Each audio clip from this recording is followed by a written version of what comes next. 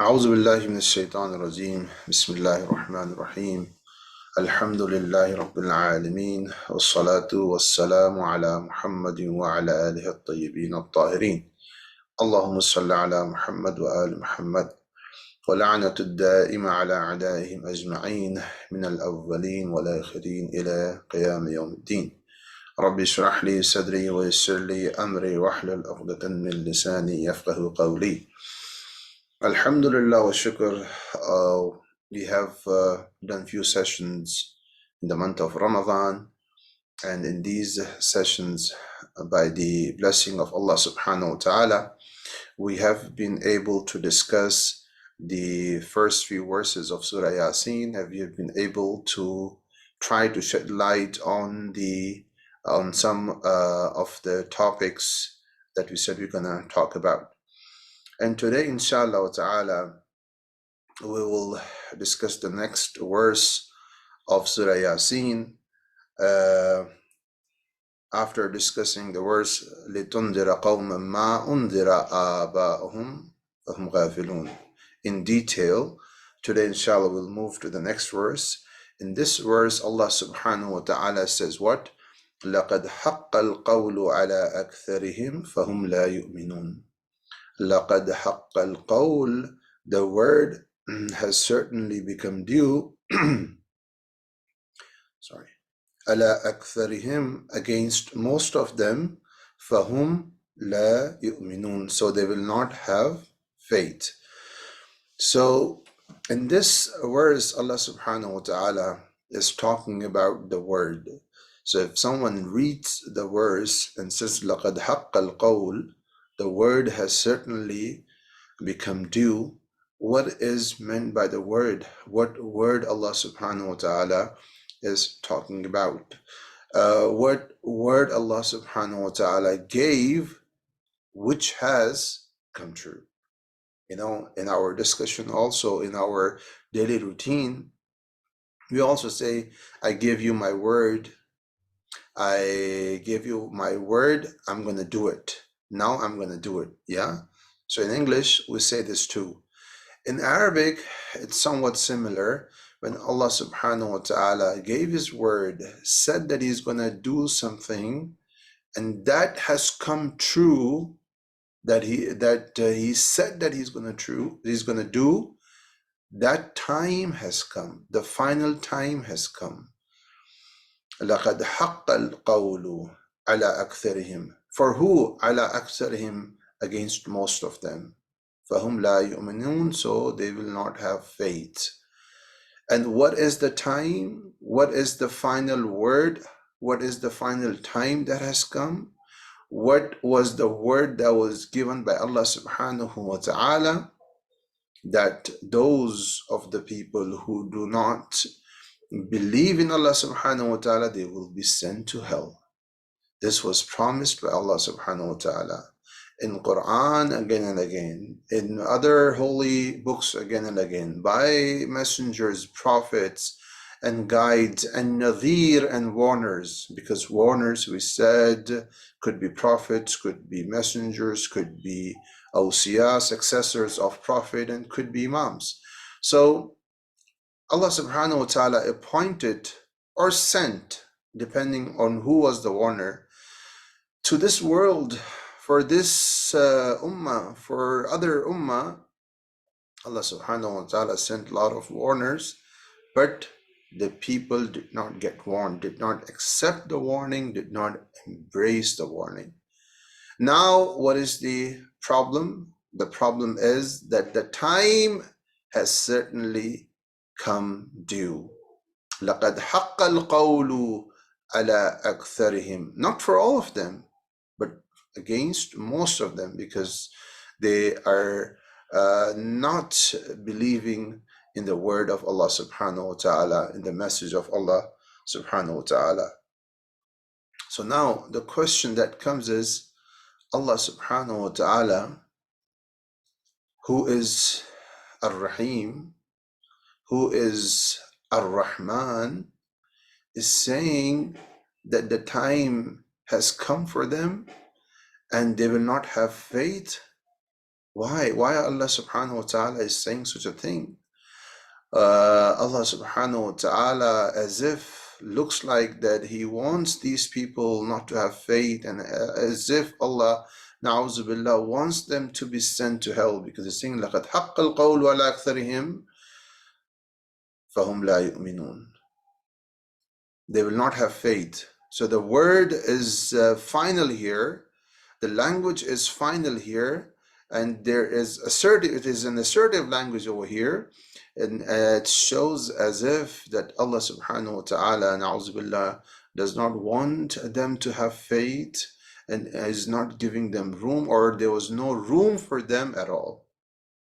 Yeah, this is the question that comes to some people, some Muslims, some non-Muslims, and they often ask this question.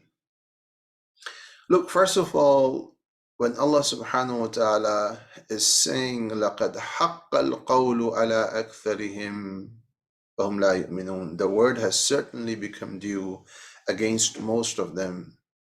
First of all, the message of Allah subhanahu wa ta'ala, the principles that people had to follow from Allah subhanahu wa ta'ala were conveyed to them by Hujjatullah, by the authority of Allah subhanahu wa ta'ala. This is definite.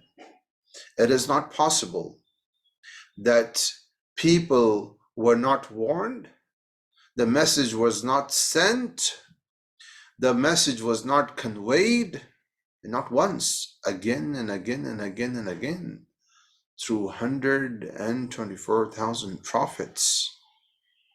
The message was sent in again, and the message was not accepted and was rejected again and again. Rather, the messengers who brought the message of Allah subhanahu wa ta'ala, they were humiliated, they were taken to the streets, and they were negated. All of those happened to people. What they were doing? They were just bringing the message of Allah subhanahu wa ta'ala, message of love, message of peace. And this was the reaction of the people. So after the message has been conveyed by the Hujjatullah, the authority of Allah subhanahu wa ta'ala, whether it be an imam, whether it be a prophet, whether it be a messenger, whether it be a wasi, whether it be a ulul azm messenger, the message is conveyed and still they do not believe in the message of Allah subhanahu wa ta'ala. Then Allah said, لَقَدْ حَقَّ الْقَوْلُ عَلَىٰ أَكْثَرِهِمْ فَهُمْ لَا يُؤْمِنُونَ. The word has come, become due for them against most of them. Has become due against most of them. So they will not have faith. Now here comes another question. Right now, they do not have faith. Maybe they will have faith in future. Yeah, it's possible. There are people who did not have faith all their lives, but they had faith before they died. They believed in Allah before they died, on their deathbed. In their last moments, there are people who believed in Allah. Yes or no? Yeah, we have seen people, such people, we have heard about such people. There are some instances where this has happened and this happens. So this possibility is there or no? Yes, it's there. Then if this possibility is there, then how come Allah subhanahu wa ta'ala says, لَقَدْ حَقَّ الْقَوْلُ عَلَىٰ أَكْثَرِهِمْ فَهُمْ لَا يُؤْمِنُونَ. The word has certainly become due against most of them, so they will not have faith. فَهُمْ لَا يُؤْمِنُونَ. They will not have faith. How can Allah subhanahu wa ta'ala say about His people who was created by them, that they will not have faith?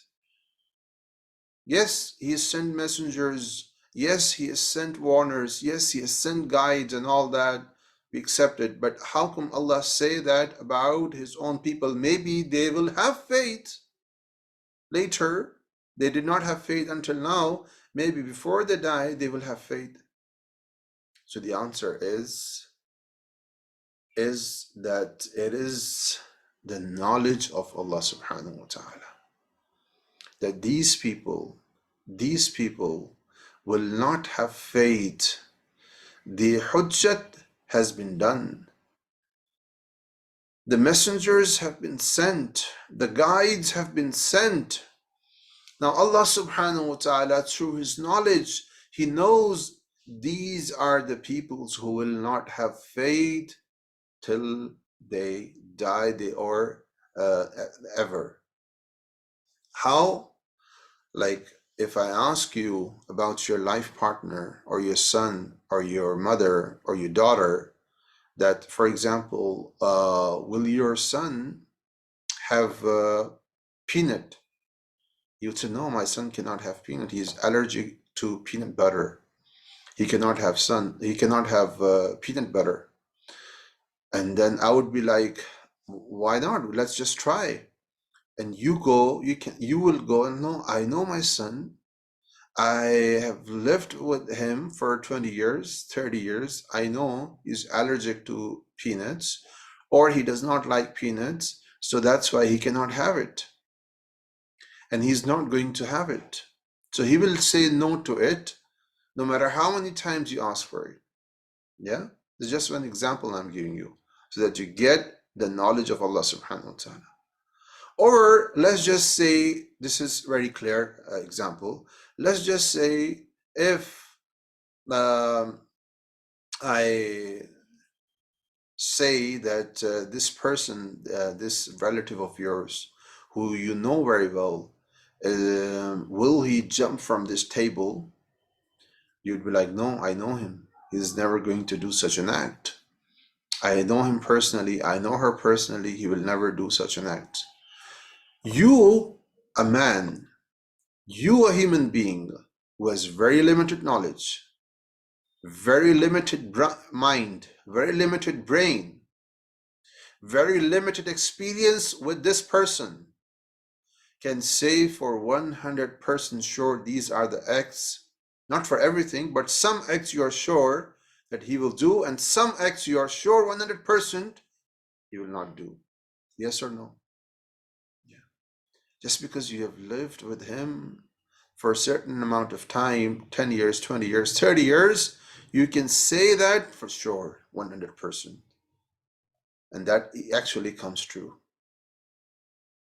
If your knowledge about that person, who's your life partner, who's your son or daughter, is your mother or father, brother or sister, you are so certain about your knowledge, that is the fact, you are so sure, so certain that what you have said is the fact, Allah subhanahu wa ta'ala, who is our creator, whose knowledge is incomparable to our knowledge, whose wisdom is incomparable to our wisdom, can he not know that this person, these group of people will not have faith because of their own actions, because of their own past, because of their own sins. So when the hujjat has been done, he knows that these people, because of what he sees, how they carry out their lives, what their lives are like, how they conduct their deeds, he knows these people are not going to believe in him. And that's why he said, لَقَدْ حَقَّ الْقَوْلُ. The word that I gave became true. And the time has come for them to fulfill the promise of sending them to hell, فَهُمْ لَا يُؤْمِنُونَ, because they will not have faith. This is the first translation, which is translated by some scholars. Some scholars come and say, because we have to know the context, this context is very important.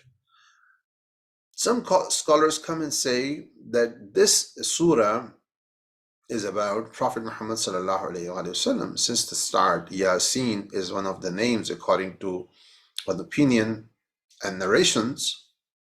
It is the name of Prophet Muhammad sallallahu alaihi wasallam. And then afterwards, even Allah subhanahu wa ta'ala, after swearing, after taking oath on the on Quran wal Quran al Hakim, Allah subhanahu wa ta'ala says, "Innaka lamin al mursaleen." Indeed, you are from the messengers. You are one of the messengers. Ala sirat al mustaqim. So this is about Prophet. Yeah? What is the job of the Prophet? لِتُنذِرَ قَوْمًا مَا أُنذِرَ آبَاؤُهُمْ فَهُمْ غَافِلُونَ. And then now Allah subhanahu wa ta'ala is saying لَقَدْ حَقَّ الْقَوْلُ عَلَىٰ أَكْثَرِهِمْ.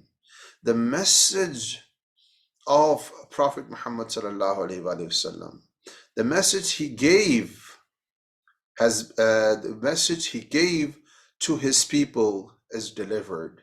And they did not believe in him. They did not accept him as prophet. They did not accept Allah subhanahu wa ta'ala as the creator, as God. Now is the time to fulfill the promise, and that would be to send them to hell. لَقَدْ حَقَّ الْقَوْلُ.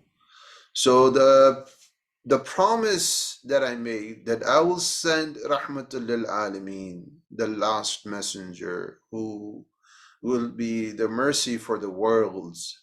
He was sent.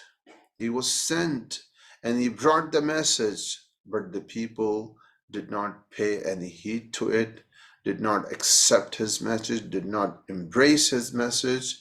And now is the time to fulfill my promise to send them to hell. This is the second translation. In the third one, there are narrations which says that over here, لَقَدْ حَقَّ الْقَوْلُ عَلَىٰ أَكْثَرِهِمْ فَهُمْ لَا يُؤْمِنُونَ means, because it's saying فَهُمْ لَا يُؤْمِنُونَ, those who have not accepted the vilayat of Amir al-Mu'minin alayhi salam and Aimma Athar alayhi salam. In Tafsir al-Saqalain, there is a narration, and there are narrations in other tafasir, which says, مِمَّنْ لَا يُقِرُّونَ بِوِلَايَةِ أَمِيرِ الْمُؤْمِنِينَ وَالْأَئِمَّةِ مِنْ بَعْدِهِ. Those who do not embrace the vilayat of Amir al-Mu'minin and Aimma after him, Allah subhanahu wa ta'ala is talking about those people over here. لَقَدْ حَقَّ الْقَوْلُ عَلَىٰ أَكْثَرِهِمْ, that most of them did not accept the vilayat of Amir al-Mu'minin. And that is true. We see that in past, that what happened, that most of the people did not accept the vilayat of Amir al-Mu'minin. Amir al-Mu'minin was alone, all alone, and there were only few companions with him, the actual companions, actual friends. So فَهُمْ لَا يُؤْمِنُونَ over here, the riwayah says فَهُمْ لَا يُؤْمِنُونَ بِإِمَامَةِ أَمِيرِ الْمُؤْمِنِينَ وَالْأَوْصِيَاءِ مِنْ بَعْدِهِ. And they do not believe, or they do not have faith on the imamat of Amir al-Mu'minin and the successors after him. So this is what it means by this verse. These are the three possible translations. All three are possible. Number one is also possible. On the same time, second is also possible.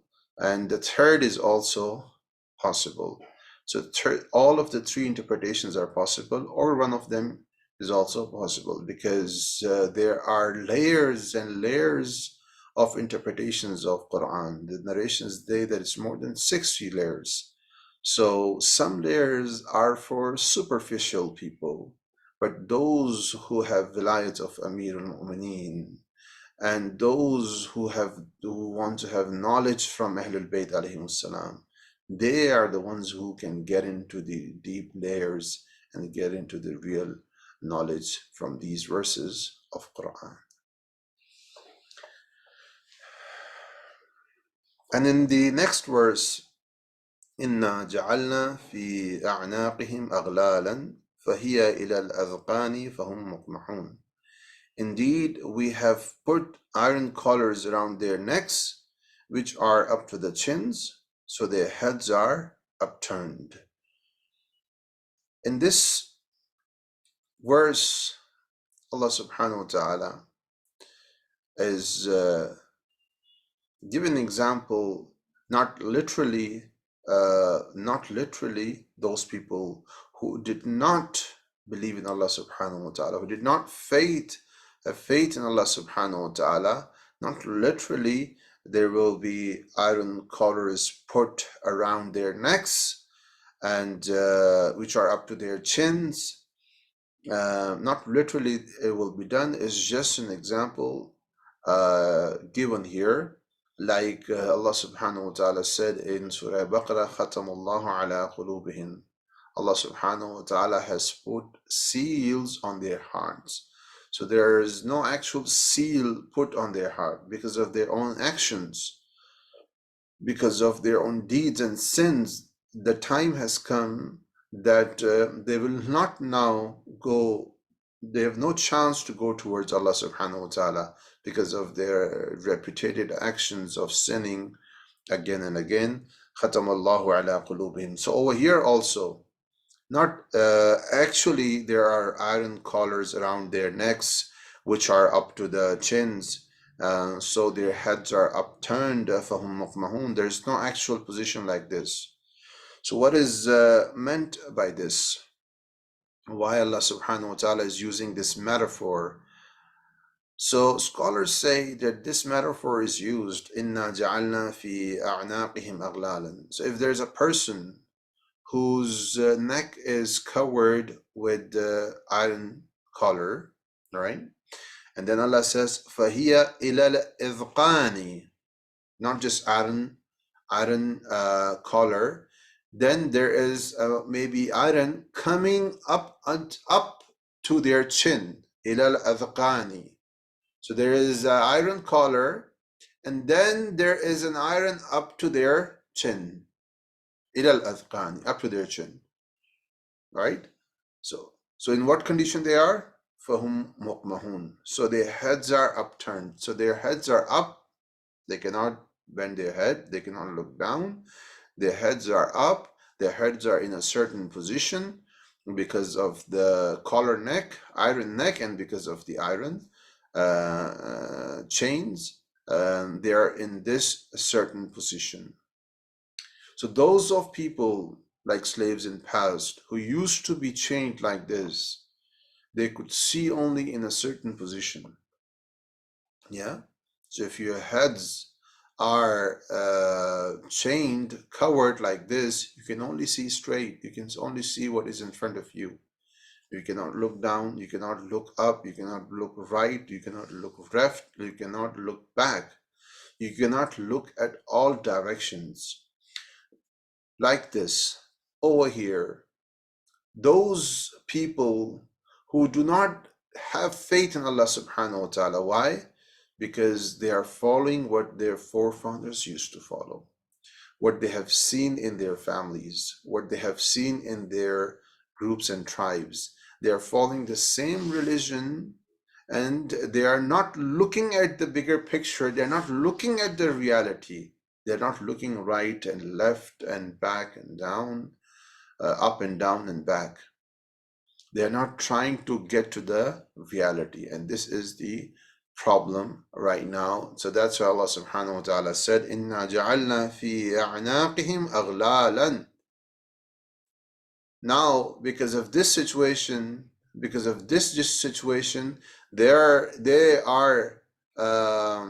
are just looking at at what is available for them, and that is disbelief.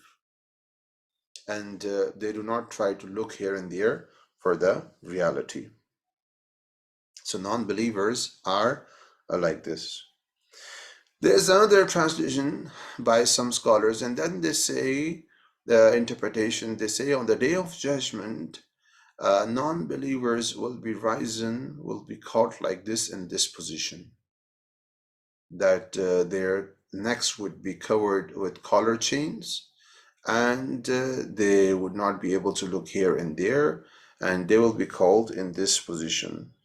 So the question here is that Allah subhanahu wa ta'ala over here said, Inna ja'alna. Inna ja'alna, this is the past tense. Ja'alna, those of you who know Arabic, they would know this is past tense. So how come Allah subhanahu wa ta'ala is talking about future, that is day of judgment, and used over here past tense? Indeed, we put iron collars around their necks. So the answer is that when Allah subhanahu wa ta'ala uses past tense for something in future, it means as if this act has happened or this will certainly happen. Like something in past, when you say Ali drank water, then there's no doubt about it. He drank water. You saw him drinking the water. It has happened. The act has happened. It's not like he will drink water. He's going to drink water. Okay? So this has happened.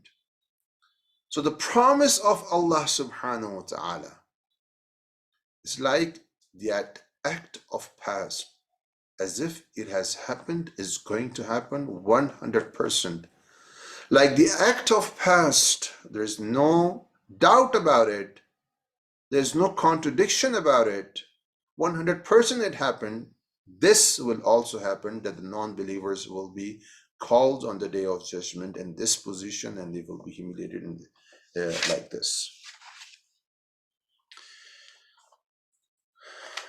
And some scholars have said that there were some people who tried to kill Prophet Muhammad sallallahu alaihi wasallam. They were there, they were about to kill Prophet Muhammad sallallahu alaihi wasallam, but when they were about to attack, their hands, they could not raise their hands, and their hands went back towards, went back their neck, like this shape. Inna ja'alna fi a'naqihim aghlalan. So this happened. There are narrations which says that this also happened. There were people who wanted to kill Prophet Muhammad sallallahu alaihi wasallam. So as a result, what happened? They could not raise their hand. They could not kill Prophet Muhammad sallallahu alaihi wasallam, and their hands went back their necks. And this is what one of the meaning of this. All right. So inshallah, we'll continue with the tafsir of Surah Yaseen tomorrow. Now let's come to our topic today. The topic that we will discuss today is being judgmental. This is one of the topics which needs to be addressed, which has a lot of importance, because we see there are a lot of issues raised these days because of being judgmental. Being judgmental these days, judging other people, is one of the major issues of our society and community. And we say that especially in Muslim communities, also this is happening in other communities. Like I've been told that in other communities and Muslim communities, our communities, this is happening. And this needs to be addressed.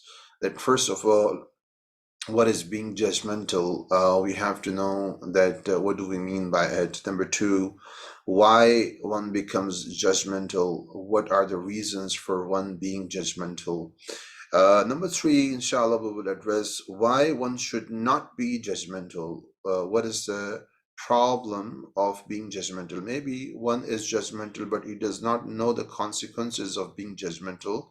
So inshallah, we will try to address that too. And number four, then we'll discuss in detail that when can you judge? What are the times you can judge? Can you judge at all, or no, you cannot judge? Allah, or we just say that Allah is the best judge, Allah is the one who's going to judge on the day of judgment, and you as human cannot judge, you cannot have certain opinion about someone at all in this world. As Quran says, Huwa khairul hakimin, Allah is the best judge. So we should not have certain opinion, we should not be judgmental about anyone in any situation at all. So inshallah, we'll try to see and try to resolve this. First of all, being judgmental is classifying people, having certain opinion about people just on the basis of their how they look like, how you see something, how their race is, how their language is, how their act is. Apparently, you have seen something. Apparently, you hear something about someone. You hear someone talking certain language in Arabic, in Persian, in English, in Urdu, in Italian, and you make an opinion that this person must be like this, or that person's attire is looks like have a certain attire, and you think that this is going to be a person who is a criminal, or yeah, the way he looks, the way his color is, the way his language is. Because of all these things, you make an opinion, and then you judge him on the basis of these things. This is a common definition. There could be other definitions of being judgmental. The one that is commonly perceived is this. So the question is why one becomes judgmental. This is very important to know, that why we are judgmental and why we see people in our community, in our family, in our office colleagues who are in our office, they are colleagues, there are family relatives, friends who are judgmental. Why are they judgmental?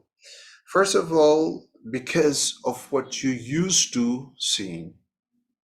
There are people who, everyone is used to uh, seeing certain things in his family, in his relatives.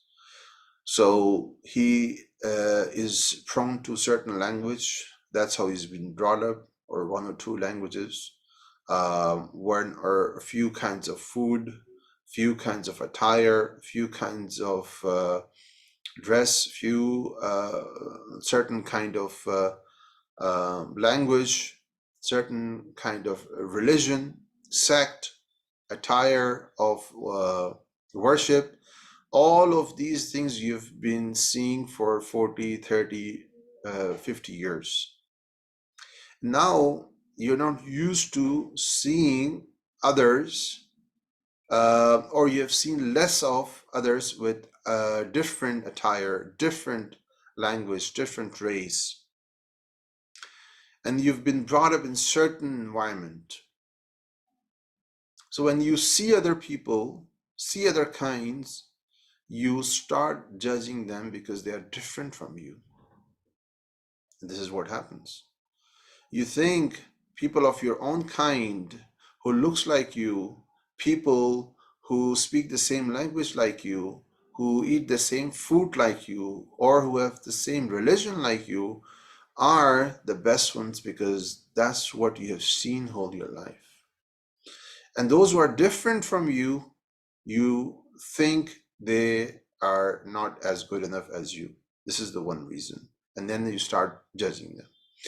The second reason why you judge is there has been someone in your family who have been judgmental, someone elder maybe, could be anyone, and that's what you have seen happening in your childhood, in your youth, being judgmental, and they are judgmental all the time. They don't say anything in front of you, in front of the person, but then as soon as the person is gone, they start passing judgments. You've seen this, you have been raised like this, and now you're doing the same thing. So you have to realize that this is because of the environment, this is because of the culture of the house, and when you realize it, you can distance from this kind of behavior. The third reason is when you are judgmental, you start thinking that the other person, that person, is inferior, and this makes you feel good. See, we all want to feel good. We all are sinners. We have all committed sins. No one is a saint. No one is an angel. So there are sins committed, and we know what we have done, right? So we know what is our past. We know what we are doing right now. What are the mistakes we are making? Satan comes and does not guide you towards the right path. Obviously, Satan. So what he does is instead of making you think of your own actions, Satan makes you think, look at that person. That person is doing this, this, this. You at least are not doing all of these actions. You are just doing backbiting. You just lie. You just sometimes miss your prayers. You sometimes misbehave with your parents, but this person has killed. This person is drinking alcohol openly. This person is a murderer. This person is a fornicator.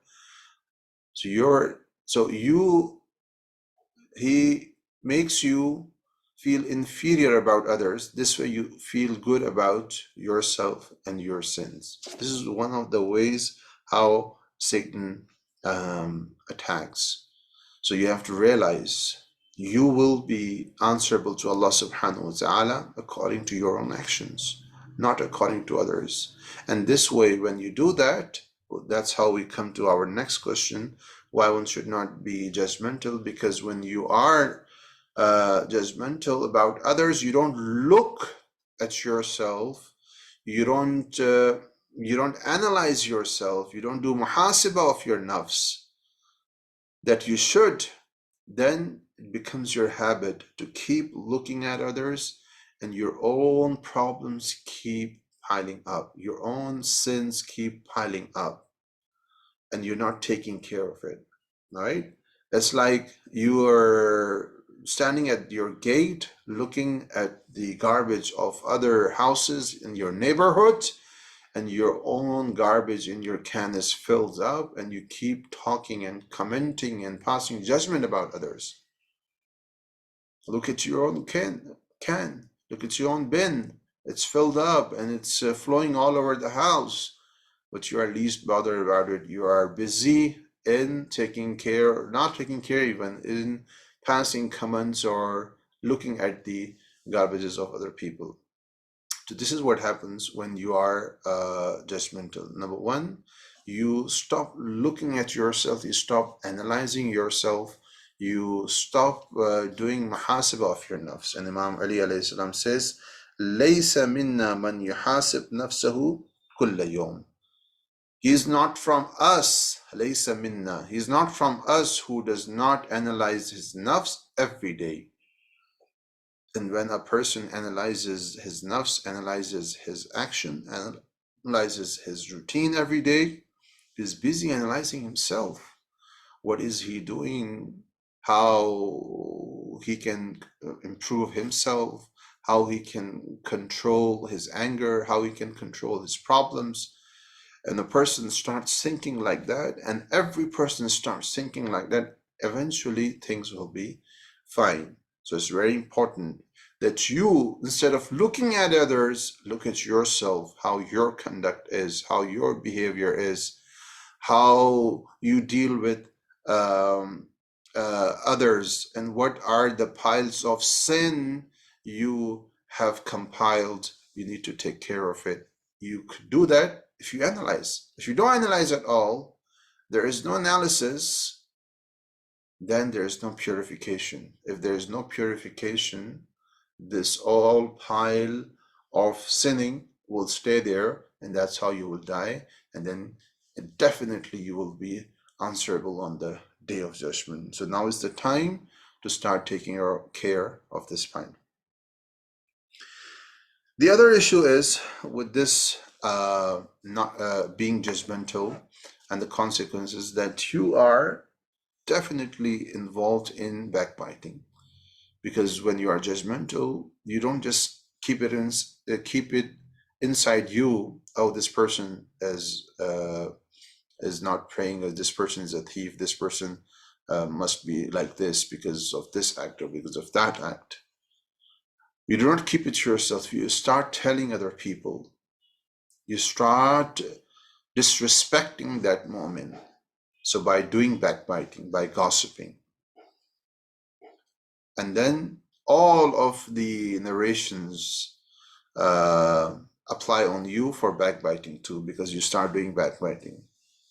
Because one of the narrations says, "Al-ghayba asra'u fi ad-din al-rajul al-muslim من الآكلة في جوفه. A virus does not affect the stomach of a person as quick as the backbiting does to his relation, because backbiting burns all of your good deeds. Whatever you have collected so far, whatever collection you have of your good deeds, this one backbiting burns all of it. So we have to refrain from it. When would we be refrain from these things? When we stop looking at others and start analyzing ourselves, right? So, are there any instances where we should look, or we should just analyze ourselves, look at ourselves, and trust anyone who comes, or talk to anyone who comes, and believe in anyone who comes to your way? Or there are instances where you actually have to be judgmental. Yeah? So what Islam says about it, yes, there are a few instances where you have to be careful, where you have to be wise, where you have to know what is the best decision for you over here. And that is before trusting anyone. If you want to marry someone and you be like, no, I'm not going to be judgmental, and I see that this person is killing people, and you go like, oh, I'm not going to be judgmental, maybe this person is favoring someone, and then you see this person missing prayers, not praying, you see this person that does not have beard, you see this woman is maybe doing something wrong. All of these issues you see, and you do not talk about it, you do not are not judgmentally marry off with him, or a person marry off with such a woman, and then you have issues. Or you marry off your son or your daughter with some people who have money, or yeah, he's living in downtown, he should be fine, he has this car, they have business, they are respectable people. How they're respectable people? What is the criteria for being respectable? Oh, they live there. Oh, they have money, they have wealth, they are millionaires, they are billionaires.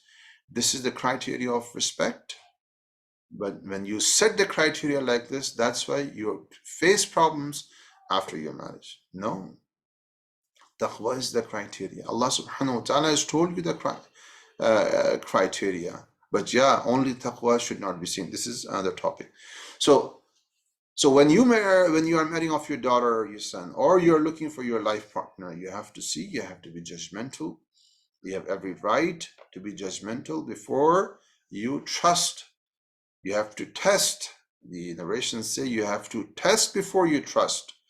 Test should be there because it's about your life. And these matters should not be tackled very easily and without contemplation. No, there should be proper contemplation. There should be test, and then you should get into these matters. But the test should be, or the criteria of the test should be, what is defined by Muhammad wa Muhammad, not what dunya has defined, not what your friends, what matters for your friends. Oh, I'm going to show off my friend. This is the kind of daughter-in-law I have. This is the kind of son-in-law I have. She's a doctor, he's a doctor, or he lives there, or she lives there. They have this job. So you're marrying off for your friends, for your family, relatives, and your circle.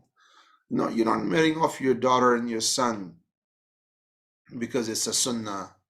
And you're not following certainly the rulings of Ahlul Bayt alayhimus salam. Separate the dunya, think of what dunya, how dunya has shackled you, think how and try to unshackle it. How could you do that? When you come close to the word of Allah, when you come close to the words of Ahlul Bayt alayhimus salam, then you will realize how you have been shackled, and then you are deceiving yourself that I want to marry off my son, my daughter because it's sunnah, and you're doing it just because that person is wealthy, or you have some interest or some profit you have with the land, or all these kind of problems that we see. So it's very important that there should be a test before you trust, and if one wants to trust, that one can be judgmental. And through business also, if you want to do business with someone, then you have to know what kind of person he or she is, And same goes if you want to be friends, ask someone to come over to your house. First, you should know before asking someone to come over to your house that what kind of person he or she is.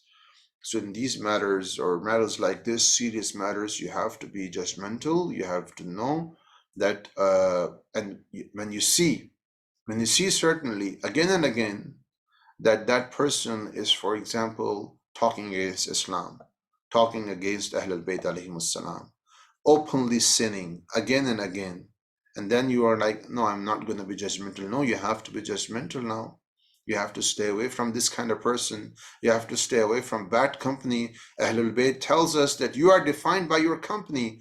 You cannot be like, oh, there are muttaqeen there are good people there, but I'm going to be with these ones because I'm not going to be judgmental. No, you should be around good people so that you have positive vibes from the positive people who are all the time positive, thinking according to the um, path of Allah subhanahu wa ta'ala.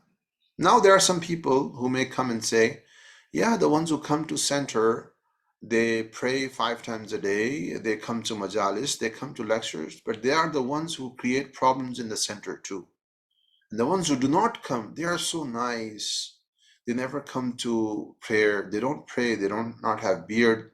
The women, they do not do hijab, but they're so nice. Their behavior is so nice. They're so friendly. They help you and all that. And so they are better. So that's why we don't also go to center. So the people who, I'm going to give you an example from fitness, because all of you, I'm sure, go to fitness or go to gym. So in gym, if someone is doing gym for biceps, keeps doing for biceps, keeps doing, and his biceps are bigger, bigger, bigger, and bigger. So is he gonna look good? No. He should do gym or do gym for biceps and triceps and all the muscles and legs and arms and shoulders, neck and everywhere. Or fitness, one takes care of one area and does not neglect the other areas. Does that person gonna look fit? No. One should take care of all of the body parts in order to look reasonable. This is what we are doing in Islam. There are people who have done good or who have asserted or given emphasis on one part of the religion, the other part is neglected. Their triceps and biceps are strong, but other parts are not strong. So no matter what it is, whether they are from this kind of people or they are from the other kind of people who are not in practicing, but their behavior is good, or who are involved in, who are good in practicing worship, but they have problems with other issues. All of these kinds are giving emphasis to certain kinds in religion, certain actions in religions, and the other kinds and other practices are neglected. They keep doing gym of their biceps and triceps. They're not taking care of the whole body of religion. And that's why one should look at all aspects. And when one does look at all of these aspects, then his religion is complete and he is ready to die. And if he dies, then he is welcomed by Amir al-Mu'mineen Ali ibn Abi Talib. Wassalamu alaikum wa rahmatullah.